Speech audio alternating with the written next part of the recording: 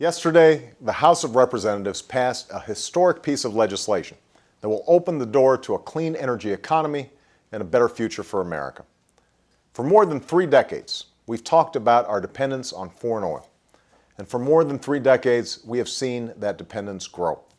We've seen our reliance on fossil fuels jeopardize our national security. We've seen it pollute the air we breathe and endanger our planet.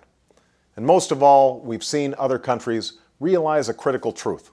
The nation that leads in the creation of a clean energy economy will be the nation that leads the 21st century global economy. Now's the time for the United States of America to realize this too. Now's the time for us to lead. The energy bill that passed the House will finally create a set of incentives that will spark a clean energy transformation in our economy. It will spur the development of low-carbon sources of energy, everything from wind, solar, and geothermal power to safer nuclear energy and cleaner coal. It will spur new energy savings, like the efficient windows and other materials that reduce heating costs in the winter and cooling costs in the summer. And most importantly, it will make possible the creation of millions of new jobs. Make no mistake, this is a jobs bill. We're already seeing why this is true in the clean energy investments we're making through the Recovery Act. In California, 3,000 people will be employed to build a new solar plant that in turn will create 1,000 permanent jobs. In Michigan, investment in wind turbines and wind technology is expected to create over 2,600 jobs. In Florida, 3 new solar projects are expected to employ 1,400 people. The list goes on, but the point is this. This legislation will finally make clean energy the profitable kind of energy. That will lead to the creation of new businesses and entire new industries. And that will lead to American jobs that pay well and can't be outsourced.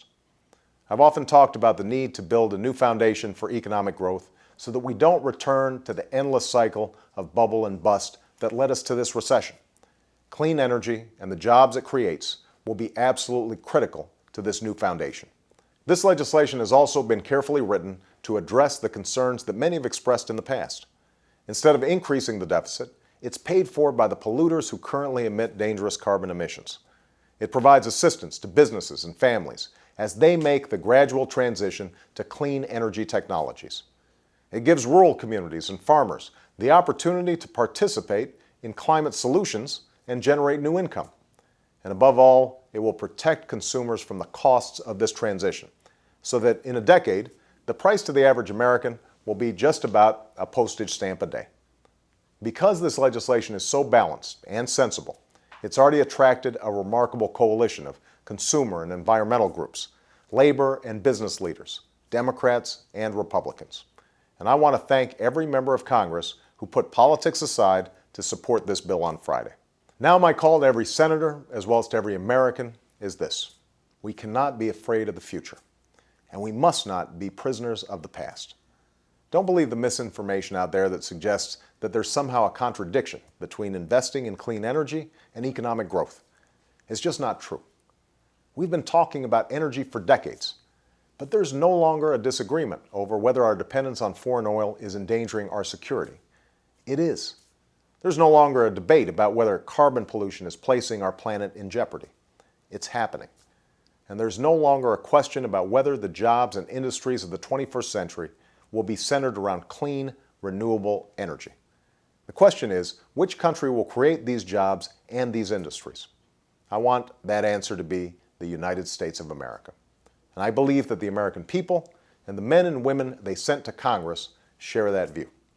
So I want to congratulate the House for passing this bill, and I want to urge the Senate to take this opportunity to come together and meet our obligations to our constituents, to our children, to God's creation, and to future generations. Thanks for listening.